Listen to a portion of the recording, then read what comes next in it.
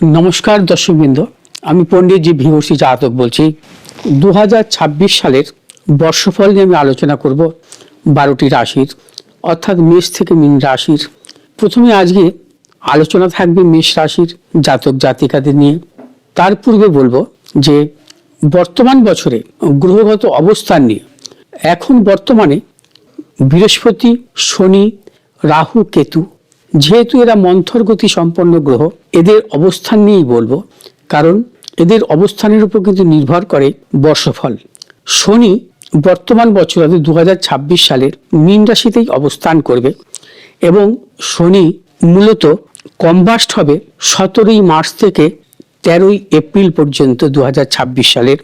27শে জুলাই থেকে 11ই ডিসেম্বর পর্যন্ত শনি কিন্তু বক্রী হবে, অর্থাৎ 2026 সালের।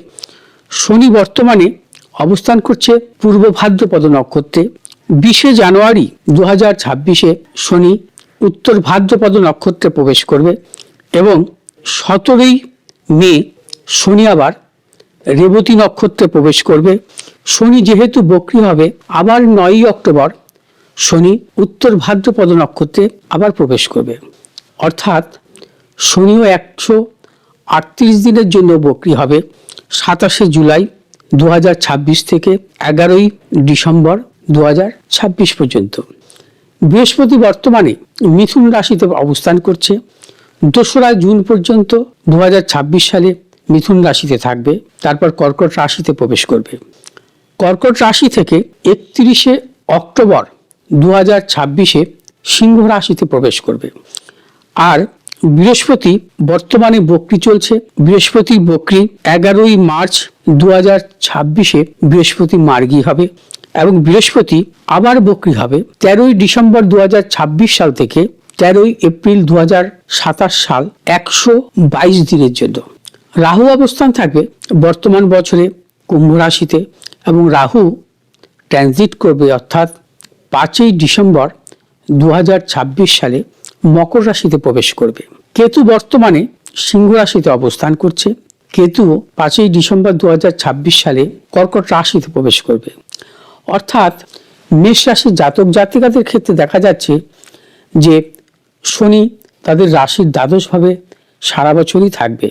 বৃহস্পতির অবস্থান থাকবে রাশির তৃতীয় অর্থাৎ মিথুন রাশির ঘরে। তারপর 2রা জুনের পর আবার চতুর্থ ঘরে প্রবেশ করবে কেন্দ্রভাবে। রাহুর অবস্থান থাকবে একাদশভাবে সারা বছর এবং কেতুর অবস্থান থাকবে পঞ্চম ঘরে সারা বছর।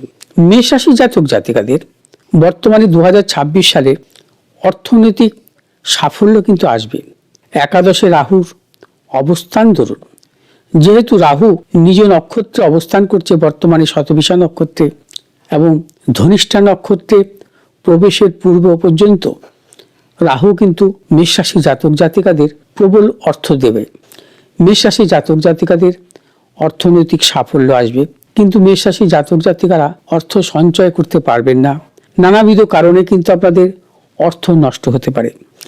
মেষ রাশি জাতক জাতিকারা শারীরিক বিড়ম্বনায় ভুগবেন, সে বিষয়ে সতর্কতা অবলম্বন করবেন। প্রিয়জনের শারীরিক বিড়ম্বনা আসতে পারে। মেষ রাশি জাতক জাতিকাদের পারিবারিক দিক থেকেও কিছু কিছু সমস্যা বা জটিলতা আসবে। ব্যবসায়ীদের ক্ষেত্রে বিশেষভাবে সতর্কতা অবলম্বন করবেন, কারণ মেষ রাশি জাতক জাতিকারা কিন্তু ব্যবসার ক্ষেত্রে নানাবিধ প্রতিকূলতা আসতে পারে এবং মেষ রাশি জাতক জাতিকারা ভেবে চিন্তে অগ্রসর হবেন। তবে একটি কথাই কারণে বলবো, সংখ্যাতত্ত্ব অনুযায়ী যেহেতু বর্তমানে 2026 রবির বছর, রবি মেষ রাশিতে কিন্তু তুঙ্গি হয়, অতএব মেষ রাশির জাতক জাতিকাদের মাঝে মধ্যে কর্মগত কিছু সাফল্য দেবে। যারা কর্মপ্রার্থী তাদের ক্ষেত্রে কিছু সাফল্য দেবে। পিতার আয় উন্নতি ও বৃদ্ধি হবে। মেষ রাশি জাতক জাতিকাদের কিছু কিছু সম্মানও আসবে। কিন্তু যেহেতু শনি এবং বৃহস্পতির অবস্থান আপনাদের বর্তমান বছরে শুভ নয়, সেজন্য আপনাদের নানাবিধ প্রতিকূলতার মধ্যেও পড়তে হবে। আপনারা সমস্ত কিছু ভালো জিনিসটাকে ধরে রাখতে পারবেন না, অকারণে নষ্ট হতে পারে। যে অর্থ আপনার আসবে সে অর্থ নষ্ট হতে পারে। যে সম্মান আপনার আসবে সে সম্মানও কিন্তু ভুলণ্ঠিত হতে পারে।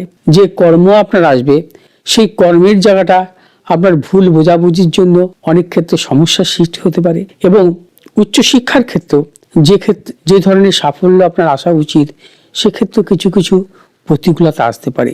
অতএব মেষ রাশি জাতক জাতিকাদের বর্তমান বছর 2026 যেমন ভালো, তেমন কিছু কিছু খারাপ ফলও প্রবলভাবে আসতে পারে। যেহেতু আপনাদের শনির 7.5 বছর, এবং বিশেষ করে মেষ রাশি জাতক জাতিকাদের শনির 7.5 থাকলেও দেখতে হবে যে আপনার 7.5 কতটুকু খারাপ ফল আপনাকে দিচ্ছে। কারণ যেহেতু শনি বর্তমান বছরে উত্তর ভাদ্রপদ নক্ষত্র, রেবতী নক্ষত্র এবং পূর্ব ভাদ্রপদ নক্ষত্রের উপর দিয়ে চলবে, এই 3টি নক্ষত্রে নবতারা চক্রে আপনার পক্ষে শুভ না অশুভ সেটা নির্ণয় করবে কোনো জ্যোতিষী। সেই নির্ণয়ের মাধ্যমে আপনি বুঝতে পারবেন যে আপনার 7.5 প্রভাব কতটুকু ভালো এবং মন্দ। যদি 7.5 প্রভাব আপনার শুভ হয়, অর্থাৎ মিত্র, অতিমিত্র বা সম্পদ নক্ষত্রে থাকে, তাহলে আপনার কিন্তু কোনো চিন্তা নেই, আপনি সমস্ত দিক থেকে ভালো পাবেন। যদি নবতা চক্র অনুযায়ী আপনার বিপদ, বদ বা প্রত্যয়ী নক্ষত্রে শনির অবস্থান থাকে, আপনাকে কিন্তু সতর্কতা অবলম্বন করতে হবে। আপনি নানাবিধ প্রতিকূলতার মধ্যে দিয়ে চলবেন, আপনার অর্থ নাশ হবে, আপনার গুপ্ত সত্য বৃদ্ধি হবে, কর্মক্ষেত্রে নানা রকম অপযশ আসবে এবং ব্যবসা ক্ষেত্রে নানা রকম লোকসান হবে, এবং যাই হাত দেবেন সেটাই সমস্যার সৃষ্টি হবে, এবং আপনার নতুন কিছু ক্রয় বিক্রয়ের ক্ষেত্রেও নানা রকম সমস্যার সৃষ্টি হতে পারে। সন্তানদের নিয়ে চিন্তার কারণ হতে পারে, প্রিয়জনের শারীরিক বিড়ম্বনার মধ্যে ভুগতে পারে, সেটা নিয়েও আপনার টেনশন বৃদ্ধি হতে পারে, নানাবিধ সমস্যার মধ্যে ভুগতে পারে। অর্থাৎ মেষ রাশি জাতক জাতিকাদের আমি কখনোই বলবো না যে সম্পূর্ণভাবে খারাপ। মেষ রাশি জাতক জাতিকাদের বিশেষ করে একদিকে যেমন ভালো আর একদিকে তেমন খারাপ, সমস্ত কিছু কিন্তু বিচার্য হবে আপনার 7.5 প্রভাব, অর্থাৎ 7.5 আপনার কোন নক্ষত্রের উপর দিয়ে চলছে। এবং মেষ রাশি জাতক জাতিকাদের ক্ষেত্রে বলবো যে বর্তমান বছর যাই ভালো পান না কেন, যাই শুভ বা অশুভ ফল পান না কেন, গুপ্ত শত্রু কিন্তু আপনার থাকবে, এবং গুপ্ত শত্রু দ্বারা কিন্তু আপনি নানা রকম সমস্যায় ভুগতে পারেন।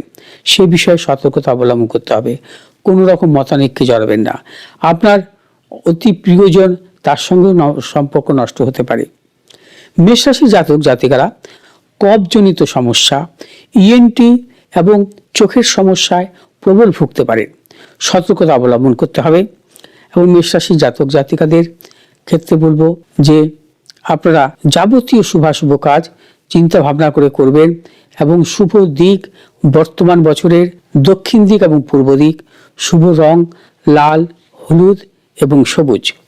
মেষ রাশি জাতক জাতিকারা ভালো থাকার জন্য যেটা আপনাদের করতে হবে সেটা হচ্ছে আপনাদের শনিবার এবং মঙ্গলবার কিন্তু হনুমান চালিসা পাঠ করতে হবে কমপক্ষে।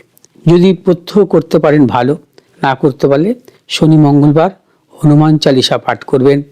মেষ রাশি জাতক জাতিকারা যদি সম্ভব হয় কোনো শনিবার করে কোনো দুস্থ মানুষকে গম দান করতে পারেন, বা কোনো মন্দিরেও গম দান করতে পারেন। মেষ রাশি জাতক জাতিকারা কোনো ধাতু দান করতে পারেন কোনো মন্দিরে, অর্থাৎ তামা জাতীয় কোনো ধাতু, তাম্র জাতীয় কোনো ধাতু আপনারা দান করতে পারেন। মেষ রাশি জাতক জাতিকারা যাবতীয় ভালো থাকার জন্য আপনারা অবশ্যই দান ধ্যান এবং দুস্থ মানুষকে খাওয়ানো, পাখিকে খাওয়ানো, এগুলো আপনারা কিন্তু করতে পারেন। সেক্ষেত্রে কিন্তু অবশ্যই ভালো থাকবেন। আরেকটি কথা বলবো, যেহেতু আপনাদের শনি 7.5 প্রভাব চলছে, সেই কারণে বলবো কমপক্ষে 3টি, আমাদের যেমন 51টি মহাপীঠ আছে, কমপক্ষে 3টি মহাপীঠে আপনি পুজো দেবেন। কমপক্ষে 3টি মহাপীঠে আপনারা নতুন বছরে পুজো দেবেন এবং দর্শন করবেন, পুজো দেবেন, সেক্ষেত্রে ভালো থাকবেন। 51টি মহাপীঠের মধ্যে যে কোনো 3টি মহাপীঠে আপনারা পুজো দিন, হনুমান চালিসা পাঠ করুন, মন্দিরে গম দান করুন, দুস্থ মানুষকে খাওয়ান, দুস্থ মানুষকে বস্ত্র দান করুন, এবং সেক্ষেত্রে ভালো সুফল পাবেন এবং শনি 7.5 প্রভাব আপনাদের অনেকটাই কমবে। ভালো থাকুন, সুস্থ থাকুন, নতুন বছর আপনাদের বিশেষভাবে ভালো হয় যেন হয়, এটাই থাকবে ঈশ্বরের কাছে আমার প্রার্থনা এবং আপনাদের প্রত্যেককে অর্থাৎ প্রত্যেক মেষ রাশির জাতক জাতিকাকে শুভেচ্ছা জানিয়ে আমি এখানে শেষ করলাম মেষ রাশি জাতক জাতিকাদের 2026-এর বর্ষফল নিয়ে। নমস্কার।